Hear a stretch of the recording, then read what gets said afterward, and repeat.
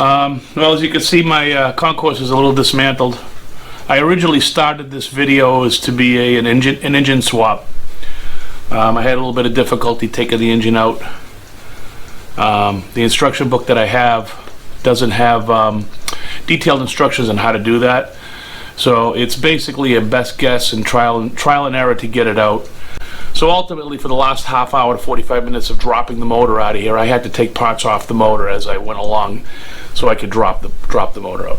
So nevertheless, I'm not going to be able to show you an engine swap. But what I can show you is I can show you how this bike is going to go back together. So I got all the details sorted out. I now know how to put it back together. Obviously, the motor has to come apart further, and there's going to be a lot of disassembly while it's back in the cradle. So I'll show you that. The carburetors go on secondary, the air box goes on independently, even the valve cover should probably be out as well, which is what I'm going to do. I'm going to take that out. I've loosened the swing arm on it to kick the drive shaft back to give me a little bit more room. So without further ado, start the process of mounting this engine back into this cradle. What's left to take off this engine right here is this is the starter wire. Just because of where it's located, the boot, the whole 9 yards, it was just so much easier to take it off the solenoid and then pull the motor out with the wire on there. So I'm going to put this on the other engine. So here's a new engine. So starter wire, I don't even know if you can see, it's kind of dark here. Starter wire here, cover off. And then we'll just line that beastie up. I already got the boot on there. And we'll just line that up under that frame and jack it up. It's heavy.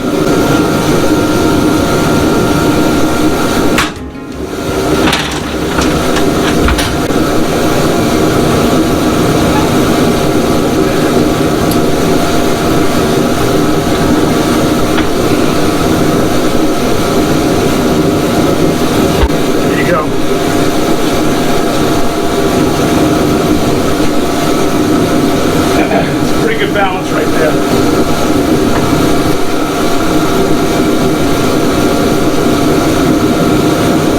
And down the bottom here is a bolt, a long one. This was actually broken on the Concours, and it was stuck in here. I had to use a drift to get it out, but it finally came. That and a little PV blaster. Get your spacer, and you get your upper rear. I'm going to leave that like that. And then you get your two fronts. Now this motor supposedly had, or has, shims. This bike had no shims. Don't know why, but it didn't. No shims on the bike. So, no shims going in.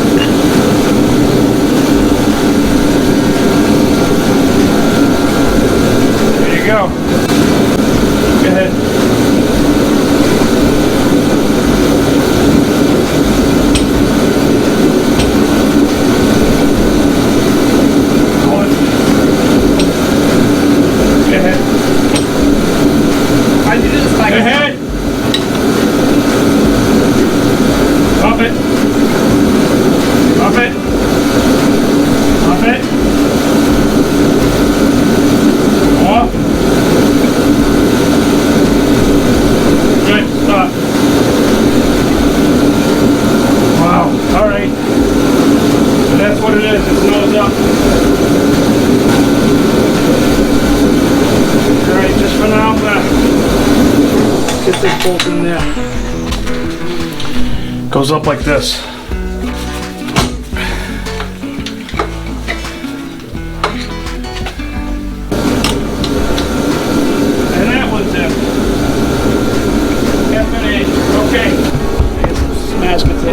look right there, I'm pretty sure you can see it. That little pin. Now, if you look at the prop shaft, you spin the prop shaft around. I got to do an alignment anyway, so. And there's the pinhole. So that goes in there. So what I'm going to do is I'm going to put it in gear.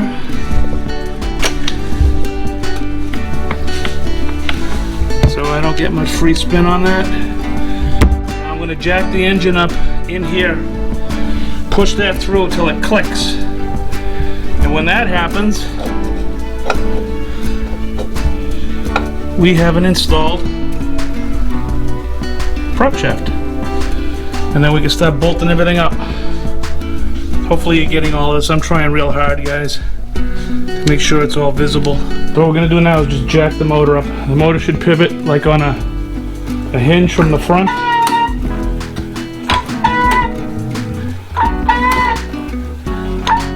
Get that prop shaft aligned.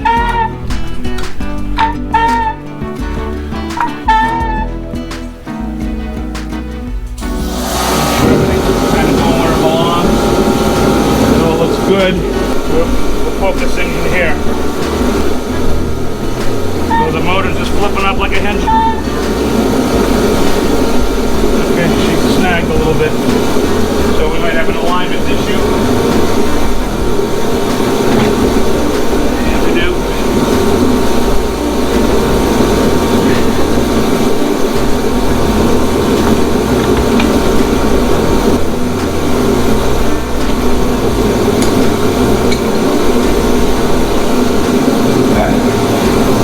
Get a little bit more weight on it.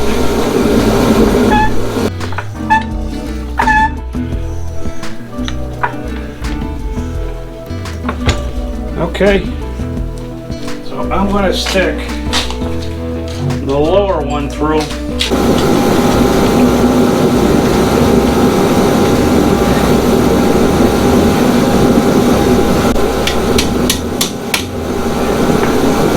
She's in her cradle. Get this the hell out of here now.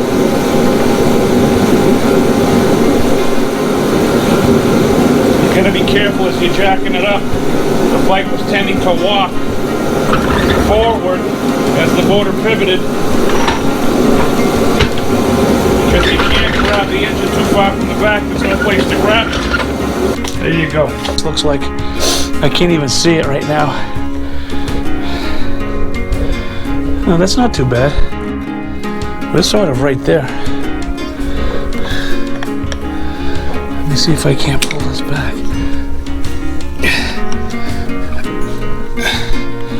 There we go. So there she is. It right there. I managed to get that in, just as I described. I had pulled these pivots out. Okay. Actually, they actually should be lubed. You should lube them. They were both pulled out on both sides, and the swing arm was dropped back a little bit. And it allowed me to do some slight manipulation. But the problem was, with the other side out, this was drooped too far, and I was having issues aligning the prop shaft with the splines. So what I did is I put the other side back on, I cleaned it up, I greased it. You need to grease these things. And I'll show you how to set the other thing. You just grease the tip of this. And this fits in the bearing. There's a bearing on the swing arm inside here.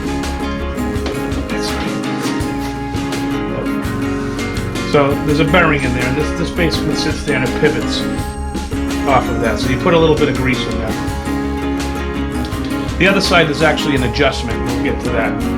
So what I did is I put the other side on, and that helped align this a little bit better. So I was actually able to keep it back, but keep it up. And then just by continually fudging with it, I managed to get the spline in. And I guess give it a good pop, and it locked into place. So then I greased this one up and I put this one in. So they're just in, they're not set or anything, but now everything is, you know, kind of where it's supposed to be. I used the jack under here just to keep it from dancing around, but now that those pins are in, we're good. Okay, so the next step is to torque all the engine bolts on. According to my book, they all cinch down at 40 foot-pounds.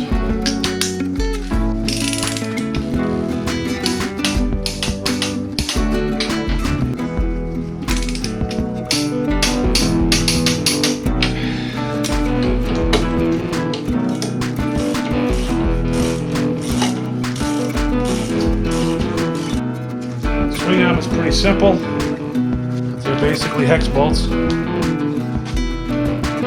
there. 3 of them. On either side. The other side has an adjustment. Go with that adjustment. Okay, so these 3 bolts are number 6s, and they go to 16.5 foot-pounds.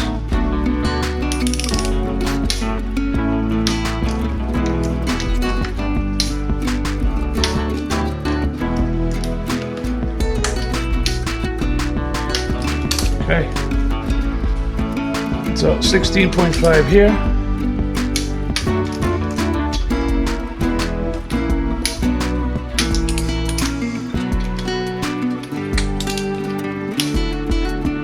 Okay, there you go. I loosened this nut. There's an 8.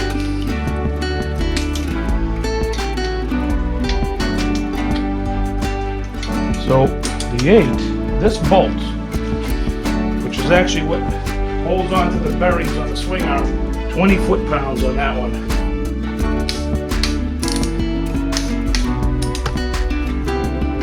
$20 foot-pounds. I'm just going to use the pliers. There's actually a torque setting to torque this bolt, but all that is just a pinch bolt. Keep that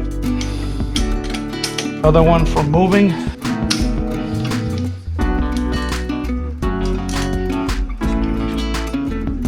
Walk it down. That's it. Engine's mounted, swing arm is mounted. There you go. Now these captures go on like that. And they come with one on the other side too. Just standard Phillips screw. Alright, next step here. Clutch cable, just because it's a wet, sweaty thing. I kind of want to dry up the motor here.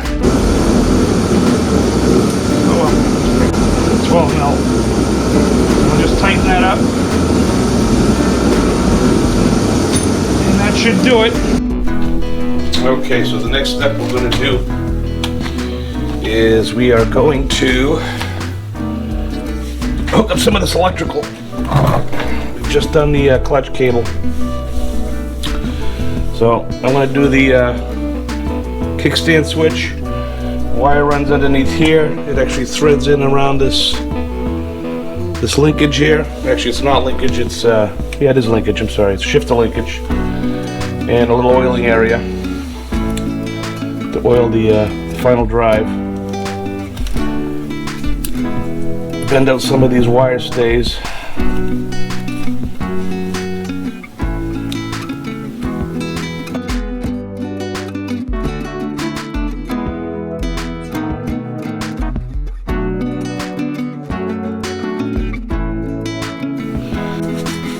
Alright, there you go. This bike is now electrically hooked up. The engine is now electrically hooked up. That's it. Okay, next thing I'm going to do is I'm going to put that valve cover back on just to protect it up. Since the motor's been sitting a while, I'm just going to douse a little coating of oil on the lobes of the cam. I'm just going to use some standard motor oil. I actually have oil I'm going to fill the motor up with, or the engine up with, but I'm just going to douse a little bit of oil in there just to get those wet, so they don't dry fire when I crank it over. I will ultimately crank it over without spark initially, just to get the oil pump. But until until then, I just want to, before I cover that, drop a little oil on there. So we don't have anything now interfering other than gravity.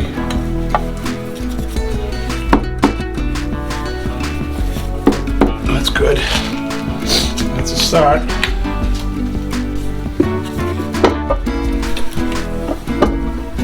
That is sitting on the gasket.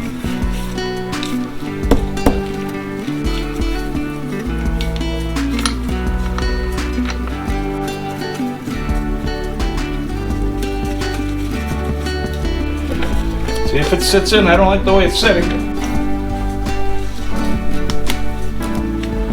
So we're going to go ahead and tighten down this valve cover.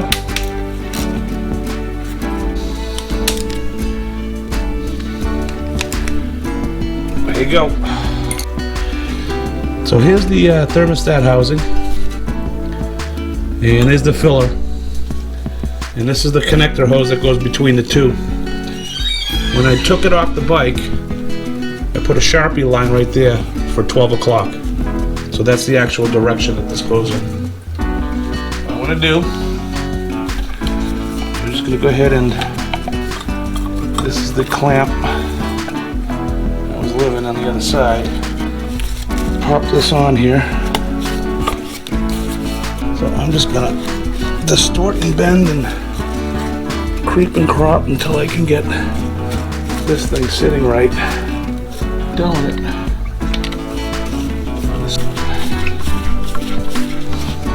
There we go. That's it. Upper hose is done. So years, I'm not gonna say use, but years, electrical harnesses, stuff like this starts to happen. And to be honest with you, it's the most irritating thing for me. That's one of the coil wires. This is the other coil wire. So I'm gonna go ahead now. There's actually something on this side too. It's flailing back. So I'm going to go get some electrical tape now. I'm going to go ahead and I'm going to rewrap these things to where they make sense again. Clean them up, degrease them, wrap them. So there's no exposed wire. And we'll get back and move on to the next piece. Okay, next step. Next step is this. The air box. Now, the thing about an air box is you have these rubber pieces. When they're new, they're lovely. They just squash, and what happens after years, heat and cold and cool and warmth, and like this one's beautiful. Look at that. This one's okay, but down here it's hard as a rock.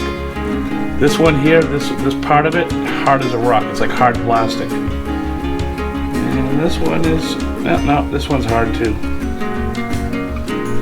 So what happens is you actually literally got to force the carburetors up the front, distort these as you swing the carburetors up, and then push them back and split the difference, right? And that's all well and good if this stuff is soft, but when it turns hard, these things can be a real pain in the ass. So, now another thing too is, these aren't straight tubes. They got little funky bends in them. And because of that, they need to line up to the carburetors. Now when you're looking at this, get this little flat thing, flat top. You would think that would probably be to the center. But if I turn these things over to the centers, what winds up happening is they get a mismatch. So if you look in the hole, I don't know if you can see it, it's because it's black on black. They kind of scoop in like this. Okay? So even though these are not straight up, they're symmetrical inside. So I'm going to assume that's the way they need to be. So the flat spot is kind of pointing at 1 o'clock. That's pointing at 10, 1, and 10. And that's giving me good spacing here, here, and here to allow the carburetors to line up. If I go get the carburetors, put them on, they'll line up.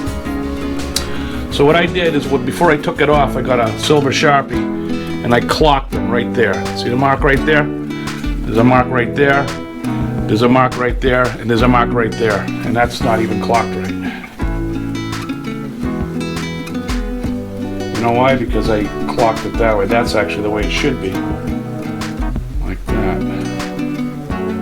But you know, they've hardened and they've probably distorted over time, so I'm not exactly sure how that's going to be. But I clocked them in, and I recommend you clocking them. If you're going to take this out, I recommend you clocking it with a little Sharpie mark. So basically what we're going to do now is we're going to put this in. It bolts in there, bolts in on the other side. On the bottom here you got this. This is a breather line that goes into here. And then down here is just an overflow hose for whatever that drops down the bottom. So we're going to go ahead and get that done, put that in. Alright, so I faux pas again. So I just spent 15 minutes putting that box exactly the way I wanted it, and now I got to take it out again. So I'm going to try to get away with not taking it all out. The engine ground goes under it. Right here is the engine's a big long screw too, and right there is the engine ground. So it's living right under this box. There it is right there. So I gotta crack that bolt loose and put that on there. Bummer. Okay, we're actually back to where we were in short order too. Good. Alright, it's time to put the carbs in now. This is a big ticket item. So, you got these clamps here. What I like to do is I like to loosen them up. Push them as far forward as you can so they're up against the clamps in front of them. Now there's obviously four. The screw heads are facing this way on this side, and on the other side they're facing this way. And you can stagger them. So when I get the carbs in and I go to tighten this second one in here, I'm going to take this, rotate this up, and then go in at it. And then when that one's tight, I'm going to rotate this down and then go in at it. So it's loose enough to get it all the way forward. So I got as much gap here. I mean, these rubbers are pretty hard. This is a nightmare. On these older bikes, it's a nightmare. So I'm going to loosen all of this stuff up and get them to the same point. Very grit doing this. It almost makes you wonder if it's worth just putting velocity stacks on it and then be done with it. Because if this bike had velocity stacks, half the battle is already won. Just put the carburetors in and you can put the velocity stacks in one at a time. But you'd have to rejet it, and then you get the extra noise. It's not a bad sound. It's a touring bike too, so depends on how you ride, what you like. I like stock. I like stock. I've had bikes that were loud and they are fatiguing. So these are the throttle cables. Can I get them in? Yeah, I could probably get them in. If you're not sure what you got, pull on it. That's your pull cord. That goes in the bottom. I'm not 100% sure if this is even going to be filmable, but down in here,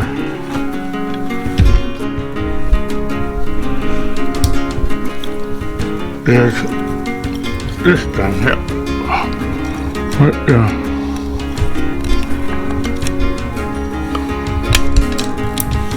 And this piece is going to slide in and then hook around, and then that'll wrap.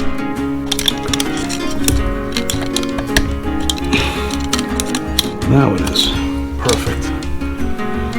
Okay, so that's what the throttle pulled. I'm just going to hold this up and then remove. Interesting, I actually filled my card in the middle of doing this. So anyway, we have this one in. It's actually in its barrel. No adjustments to it yet. We still have the deceleration cable right here is that. So this one's a little easier to do, obviously, because it's right in front. What I'm gonna do here is I'm gonna try to get that barrel in that hole. So we're gonna go ahead and try that again. If I get the barrel, there it is, started in like that. Get this poker, get it past this inward point, and there it is. Perfect. One of the top carburetor screws. It's got to come off. Pull this, basically snake this line through like that. Just put it back. So there you go. So that bracket is there. We need to feed this through. Feeds in through the bottom. Spin it around. Put it in.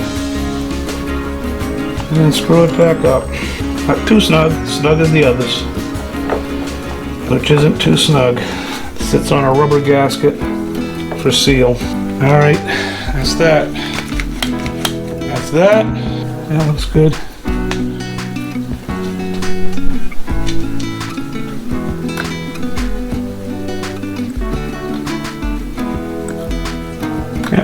Okay, the choke is working. Or should I say, enrichener is working. It's not a choke.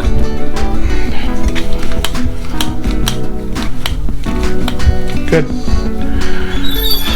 Carburetors are in. The cables are in. They're adjusted. I'm pretty sure they're no longer in sync. I think I got to do a start from scratch sync job on them. What we're doing now is we're going to put the reed valves in. It's time for the reed valves. Believe it or not, this bike, that whole system still works. So I'm going to put these covers on. One faces the front, one faces the back. My parts bike still had all that assembled in there. So I bought the hoses because my vacuum thing still works. So I think I'm going to put this on first, and then I'm going to put the coils on. Easier to snake the plug wires than it would be to snake the hoses between the plug wires. So these just get snugged on tight. Nothing too ridiculous. There you go. And there it is. The hole's to this side. It's on this side. So we'll just pull it in that way. The fuel line actually is to the left of that hole. I don't even bother with clamps or anything like that. There you go. Right there is the thing. So I'm just gonna put a little bit here because you gotta kind of fight it in there, but you don't want to be grabbing it there, right? So I'm gonna go ahead and find the hole. Kind of tuck it up in there. And hopefully that just let it slide. There it is. Yeah, I think I want the fuel line over it. Just like that. So there's a vacuum line that runs off the side. It goes on to number 3 carburetor. We're going to keep that off. Next would be the coil packs. There's a little bump out right here. And that's made for these cables. Believe it or not, they all fit in behind there. This is 1 and 4. Take that.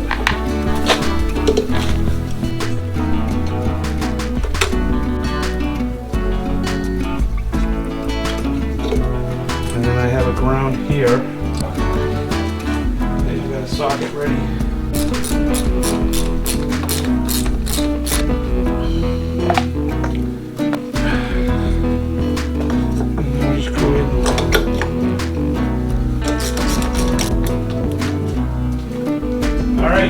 Ignition is assembled.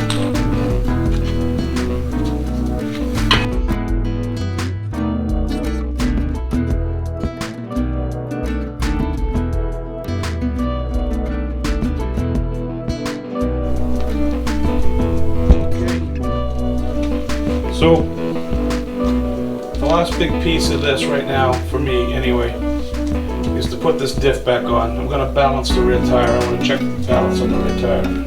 While I have it off, I bought a balancer. We can go through that exercise. So, it's pretty cut and dry the way this goes in. And the way it comes out. The only thing you gotta keep conscious of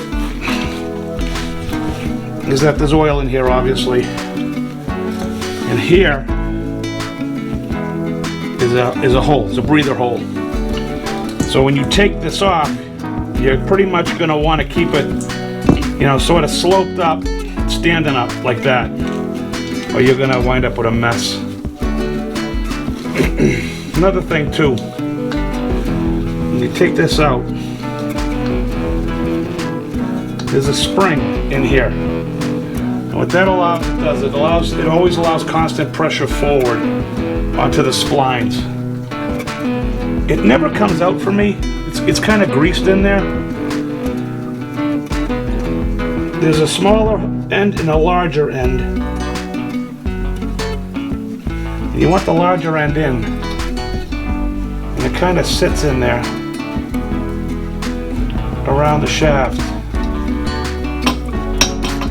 Alright, pretty cut and dry there.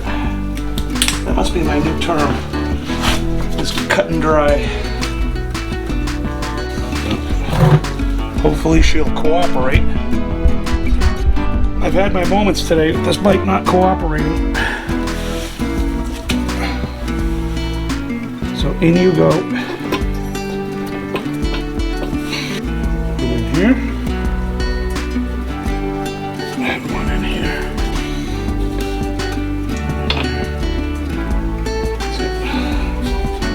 So we are in the splines. 14. Shouldn't feel tight at all until it seats. That's it. The diff is in.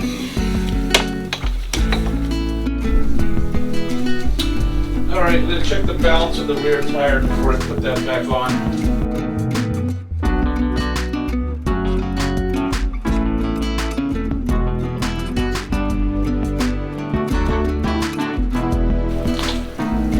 We have a line on there, an open end. Get our reservoir open. So what I want to do is get some .4. Put some .4 in the reservoir, just let gravity take over for a while.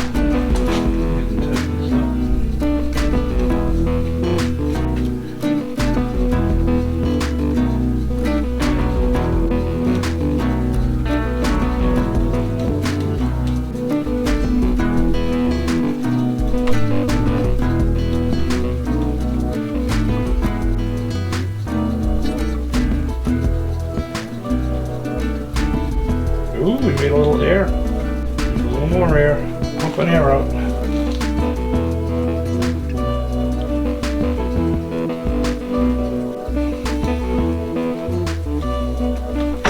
Almost. We'll do one more. Oh, that feels normal almost. Oh, yeah. That's a pretty good clutch feel right there. Good there.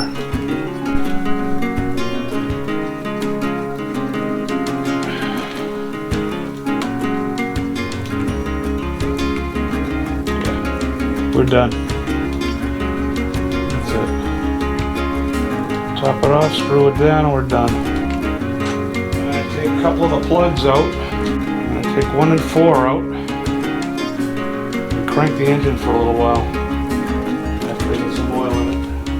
I hook the cluster up too. I want to make sure that they'll get oil pressure. Well, we have a bike with an engine, a running engine in it, that's for sure.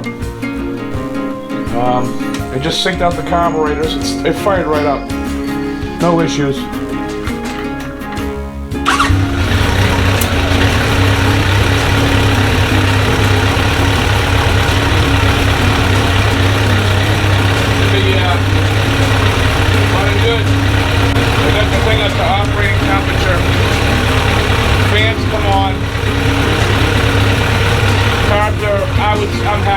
sink on them.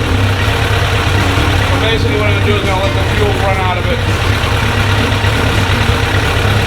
And we'll start putting the actual motorcycle together. Top off some fluids. At the very end I'm going to do an oil change.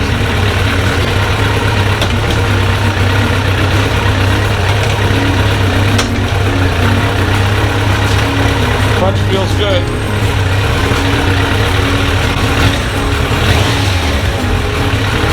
This engine sounds different than the other one, that's for sure. This one's got a little bit of a whine to it, which is what you would expect.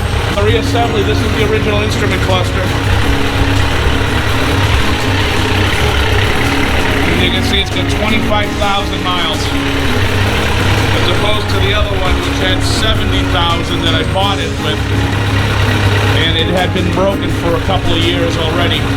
But I want that because it belongs with that engine. So that's kind of what I'm going to do. There you go. Now it's just your simple assembly.